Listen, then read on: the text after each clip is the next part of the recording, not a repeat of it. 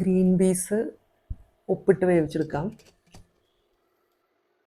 അതിന് ശേഷം ഒരു പാത്രം അടുപ്പത്ത് വെച്ച് വെളിച്ചെണ്ണ ഒഴിച്ച് കടുകിട്ട് സവാളയും പച്ചമുളകും 2 വെളുത്തുള്ളി അരിഞ്ഞത് ചേർത്ത് വഴറ്റാം.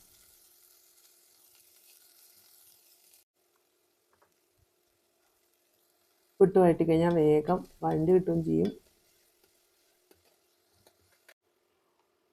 ഗ്രീൻ പീസിൽ ഉപ്പിട്ടിരിക്കുന്നതുകൊണ്ട് ഇതിൽ കുറച്ച് ഉപ്പിട്ടാൽ മതി കേട്ടോ.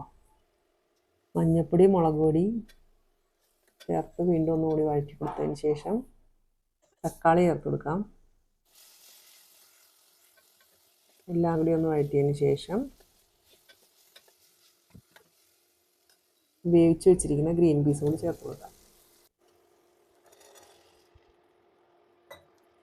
എല്ലാം കൂടി ഒന്ന് മിക്സ് ചെയ്ത് അവിടെ കിടന്ന് വേവട്ടെ. നമുക്ക് നാളികേരം നുള്ളു പെരിഞ്ചീരകം കൂടി ചേർത്ത് അരച്ചെടുക്കാം.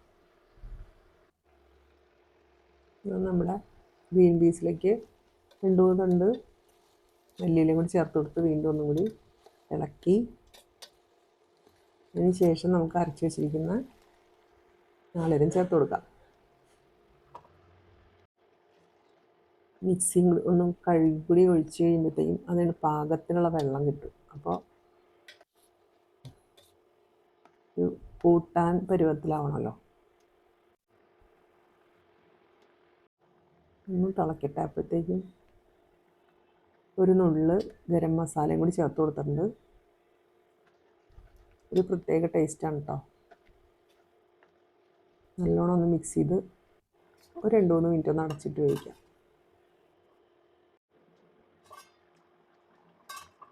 വീണ്ടും ഒന്നും കൂടി ഇളക്കി വെള്ളം പാകത്തിന് കുറുകി വന്നിട്ടുണ്ട്.